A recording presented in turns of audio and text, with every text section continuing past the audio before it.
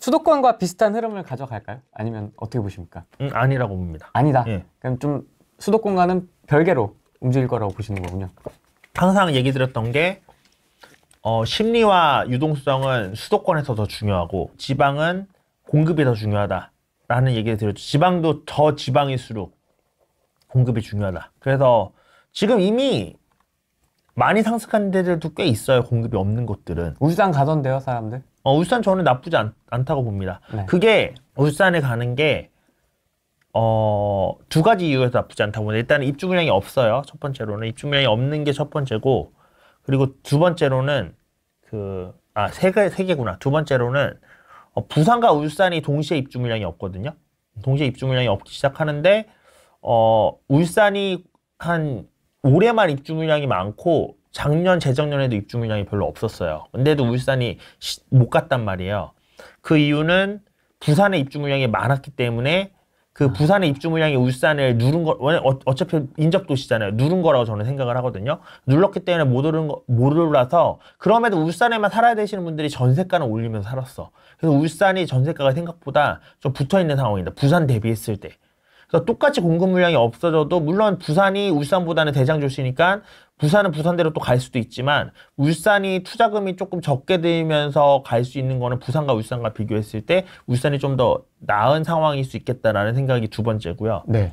세 번째로는 제가 아까 초반에 이제 스페셜리스트와 제너럴리스트에 대한 얘기를 했었는데, 투자자분들이 특히 투자를 열심히 하시고 공부를 열심히 하시는 분들이 공부를 열심히 하다 보면 까먹게 되는 게 스페셜리스트의 생각으로만 해요. 그러니까 전문가의 생각으로만. 근데 부동산 시장의 대부분의 분들은 전문가가 아니라 제너럴리스트, 일반인들이에요. 그 일반인들은 무슨 생각을 하는지에 대한 생각을 해야 되거든요. 근데 지금 울산에 많이 들어가시는 분들도 대기업에서 밀어서라는 걸 저는 알고 있습니다. 그렇죠? 대기업에서 울산에 찍었어요. 그리고 그 찍은 이유도 저랑 똑같이 입주 물량이 부족하기 때문이에요.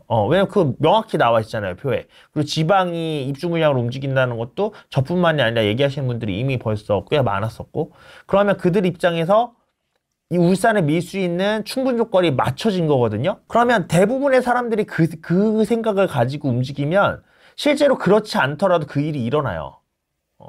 예를 들면 어떤 사람이 사기꾼이 아닌데 대부분의 사람이 그 사람이 사기꾼이라는 생각을 하면 그 사람은 사기꾼이 되는 거예요, 사실.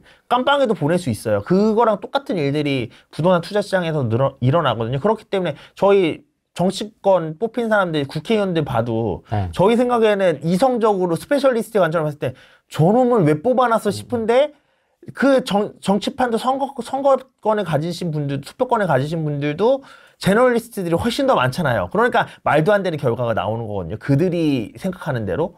그래서 그 시장에서도 그런 투자 시장에서도 그런 일들이 빈번하게 일어나기 때문에 세 번째로 울산이 제너럴리스트들이 선택할 수 있는 근거 조건들이 많이 마련이 됐다.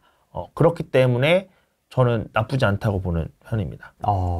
대기업에서 이미 찍었으면 이미 한번 좀 근데 그들이 찍은 거는 그 대기업이 좀 갭이 적은 걸 들어가는 걸 좋아하시는 대기업이잖아요. 변방. 근데 저는 그건 아니라고 보거든요. 예를 들면 제가 투자를 할 때 뭐 정확히 기준을 나눌 수는 없지만 수도권을 기준으로 봤을 때는 한 상위 60% 이내의 아파트 들어가라 얘기를 해요. 그러니까 하위 40%의 아파트들은 걸으라고 얘기해요.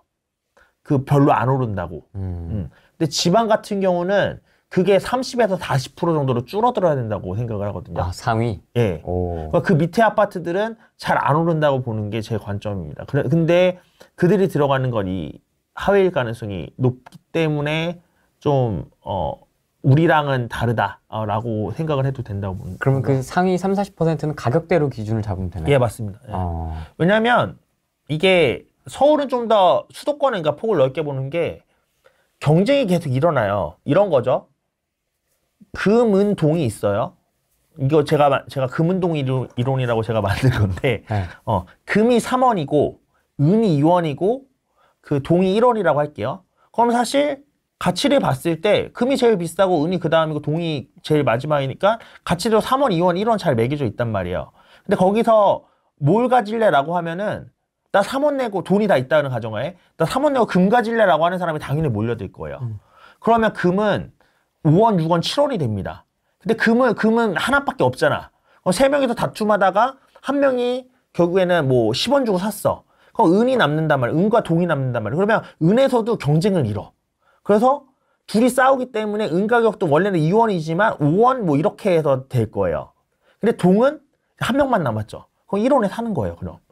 처음에 가격이 3원, 2원, 1원이었지만 누구나 좋은 거에서 경쟁을 먼저 시작하기 때문에 좋은 게 제일 비싸지고 그 다음에 중간 것도 비싸지고 맨 마지막 건 결국에는 가격이 오르고 말고 할 게 없이. 왜냐면 남은 사람들이 그냥 남는 거 선택하는 거예요. 경쟁이 그만큼 덜 일어나는 거죠. 그렇게 되는 건데 그게 수도권이나 서울은 워낙에 주택이 좀 부족하고 인구도 많다 보니까 60% 범위권 정도까지는 경쟁이 일어날 거라고 보는 거고, 수도권 그 지방 같은 경우는 안 그래도 인구도 줄고 있고 그 인구수가 적기 때문에 한 40% 정도까지만 경쟁이 일어나고 그 뒤에서는 경쟁이 별로 안 일어날 거라고 보는 거죠. 근데 그 경쟁을 만들어내는 거는 투자자들이 들어와서 만들어내는 경우가 있습니다. 그 하위는. 근데 얘네는 투자자들이 빠져버리면 다시 또 제가격 돌아오는 거잖아요. 그러면은 이제 소위 말한 물린 상태가 되기 때문에 저는 이제 안전하게 보려면 상위 40%를 들어가는 게 맞다라고. 그러면 지금 이미 대기업들이 한번 휩쓸었으니까 갭 작은 거 절대 하면 안 되겠다. 예. 저는 그렇게 생각합니다. 난 안 들어갈 거지롱. 이러면서. 그러면 지금 뭐 접근할 수 있는 방식이 그런 이제 대기업들의 갭 방식도 있지만은 예. 분양권도 있고 있을 예. 수 있는데 분양권 접근해보는 것도 괜찮다고 보세요? 분양권도 나쁘지 않다고 봐요. 예. 근데 입지를 좀 보셔야 돼요. 지방 같은, 특히나 이제 입주 물량이, 그 신축이 좀 없었던 지역들 같은 경우는, 물론 지금은 사실 신축이 없는 지역이 없긴 하죠, 전국적으로. 근데 신축이 들어오면 신축이기 때문에 비싼 것들이 있거든요, 지방 같은 경우는. 그럼 제가 아까 구축 30평이나 신축 20평이라고 했을 때 서울에서 구축 30평이죠 라고 얘기를 했잖아요. 그 이유는 땅이 귀하기 때문이에요. 땅만 남기 때문이에요, 결론적으로는. 근데 지방은 땅값이 그렇게 비싸지 않단 말이에요. 그렇기 때문에 신축, 거기서 그러니까 건물과 땅 중에 아파트 가격을 차지하는 부분이 어느 게 더 크냐라고 했을 때 서울은 대지의 지분이 크다면 지방은 신축이냐 구축이냐의 지분이 크단 말이에요. 땅값이 별로 안 되기 때문에. 그 소리는 결국 떨어질 때 신축의 가격 하락폭이 훨씬 더 클 수 있다는 거예요. 그러면 지방에서도 제가 아까 상위 40% 고르는 거랑 비슷한 얘기인데, 지방에서도 대지 지분이 그나마 가격에서 차지하는 비중이 높을 수밖에 없는 입지가 좋은 곳에 있는 것들의 분양을 받는 게 맞지, 다른 곳들의 분양 받으면 지금 당장 뭐 잠깐 좋을 때 팔고 나오면 그거는 나이스. 근데 그때 못 팔면 또 이제 신축이 구축이 되면서 그런 지역들은 잘 거래가 안 될 수도 있다는 거를 좀 감안을 하는 게 좋을 것 같아요. 그래서 청주 같은 경우도 네. 청주가 이제 약간 좀 되게 안타까운 도시인데, 오르려고 하면 뭐가 나오고 오르려고 하면 뭐가 나와서 못 올라서 최근에는 조금 이제는 상승폭이 나오고 있는 그런 도시인데, 청주가 저 연도가 정확히 기억이 안 나는데 한 19년, 18년 이때쯤만 하더라도 한 5년만 넘어가면 거래가 안 된다고 그랬어요. 구축이라고. 뭔가 분위기가 안 좋고 그러면 이런 5년 넘은 게 사실 수도권에서는 완전 신축이거든요. 5년만 넘었으면. 근데 그런 것들도 구축이라서 거래가 안 된다는 얘기가 실제로 가보면 진짜 걔네는 거래가 안 돼. 진짜 신축, 완전 신축만 거래됐었거든요. 그런 게 아니면 입지 좋은 곳이. 그러니까 그런 식의 최악의 경우에 발생하는 경우도 지방 도시들에서는 있기 때문에, 그래서 이제는 신축만 보고 들어갔다가 혹시 그 털타임을 못 털면 입지적으로 물릴 수 있어서, 저는 분양을 보실 때도 어쨌든 지방에서는 좀 입지를 잘 보실 필요가 있다. 되게 뻔한 얘기인데, 제가 그렇게 생각하는 이유에 좀 더 치중을 해서 들어주셨으면 좋겠어요. 사실 결론만 보면 남들이 다 하는 좋은 입지에 신축 들어가라 이 얘기거든요. 근데 제가 왜 그렇게 생각하는지에 대해서 좀 생각을 더 포커싱을 맞춰 생각을 해보시고, 여기서 내가 만약에 지방에 살면 저보다는 그 지방에 대해서 더 잘하실 거잖아요. 그럼 여기서 바생님은 저렇게 생각하지만 내가 사는 지방은 그렇지는 않은 것 같아 라는 생각이 드신다면, 그러면 이제는 또 다른 선택지를 하실 수도 있습니다. 예를 들면 제가 지금 입지 때문에 이렇게 말씀을 드렸던 거잖아요. 네. 근데 지방 같은 경우는 또 하나의 변수가 계속 중심지가 이동을 해요. 그러면 지금 현재는 입지가 조금 애매한데 여기에 택지개발지구로 신축들이 막 들어오고 있어. 대표적으로 혁신도시나 이런 데들이 그런 경우죠. 그래서 지방도시들은 이렇게 이동을 하거든요. 그 중심지가. 여기가 중심지가 이동할 만한 데야. 그럼 거기는 입지도 좋아질 곳이니까, 지금 현재는 입지가 좀 빠져서 빠지는 곳에 신축이지만 좀 내가 물리더라도 나중에 여기가 중심지가 될 거니까 투자를 할 수도 있겠죠. 그런 데들은. 그래서 제가 그 기본 베이스 제가 왜 이렇게 생각하는지를 중요하게 보시라는 게 또 이렇게 입지 안 좋은 곳에 신축하지 말라고 얘기를 하면 야 여기 택지개발지구지만 지금 입지 엄청 안 좋고 뭐 그러니까 바생님 말대로 구도심에 신축 이런 거 들어가겠다라고 하고 거기 투자할 수도 있단 말인데 제 논리가 그게 아니잖아요. 땅값이 비싸지면 거기는 땅값이 비중이 커지기 때문에 거기는 투자를 해도 된다는 거잖아요. 제 논리에 따르면. 그래서 단순하게 제가 말하는 결론을 보지 마시고 왜 그렇게 생각하는지를 좀 생각하셔서 내 상황과 내가 투자를 하는 아파트와 지역에 맞춰서 좀 변형해서 적용시키실 필요는 있다라는 말씀을 드리는 거예요. 이게 지방을 사는 거는 좋은데 또 중요한 게 네. 나오는 타이밍이잖아요. 매도. 그렇죠. 예. 이 매도할 때의 타이밍? 내가 빠져나오는 타이밍을 잴 때 좀 참고해야 될 거 주의사항이 뭐가 있을까요? 항상 매도에서 주의해야 될 건요. 특히 지방에서. 그냥 네. 욕심내지 않는 겁니다. 아, 욕심내지 않는 적당히 먹었으면 털고 나오. 그러니까 저는 제가 제일 싫어하는 얘기 중에 하나가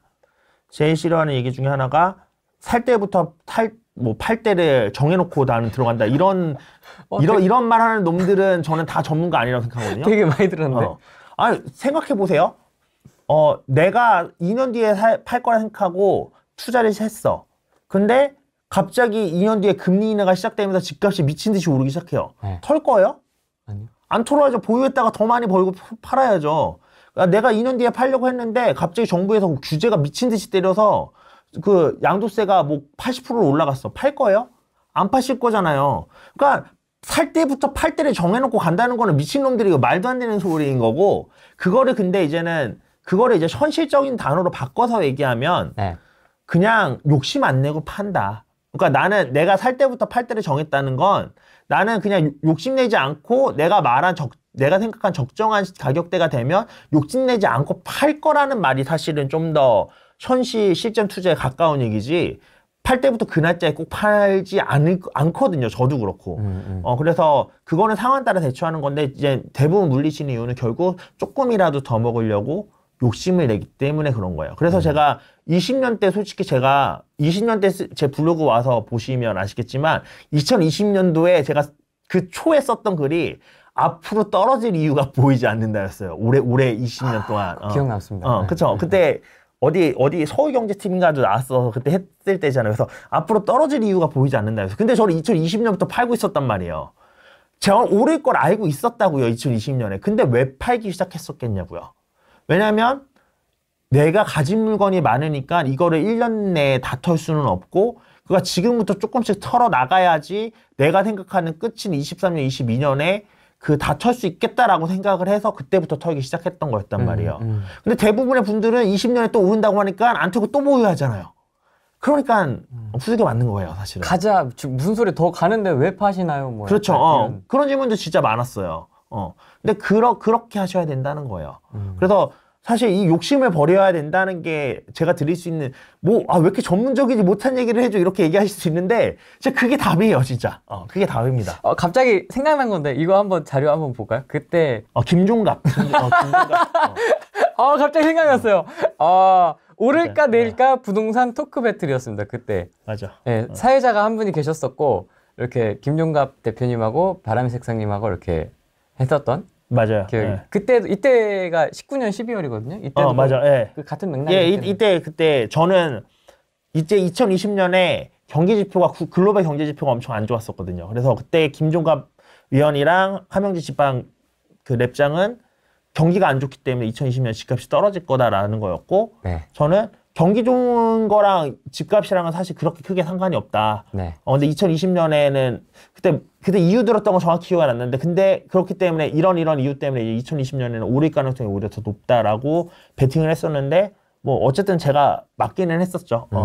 되게 아무튼 점잖게 서로에 대해서 막 그러니까 속마음과 겉으로 얘기하는 게 각자 다 다른 그래가지고 아주 웃겼던 기억이 갑자기 나가지고 제가 화면을 잠깐 참고 자료로 보여드렸습니다. 울산 얘기하셨으니까 우리 또 부산도 잠깐 얘기해 주시고 대구도 좀 얘기해 주십시오. 궁금합니다. 근데 사실 다 좋아질 일만 남은 지역들이라서요. 네. 그래서 저는 다 나쁘지 않게 보고, 결국에는 투자자 입장에서 문제는 언제 가장 적은 투자금으로 여기 진입할 수 있을까가 사실 관건인 거지. 그럼 그거는 시장을 계속 살펴보는 수밖에는 없거든요. 사실 대구도 작년에도 저는 들어가기 좋았다고 봐요. 그러니까 가격이 오를 건지만 봤을 때는. 왜냐면 대구도 광역시잖아요. 그 가격이 계속 그렇게 가지 않을 거거든요. 분명히 나아질 거란 말이에요. 근데 그때 못 들어갔던 거, 야, 근데 대구인데 3억이 들어가?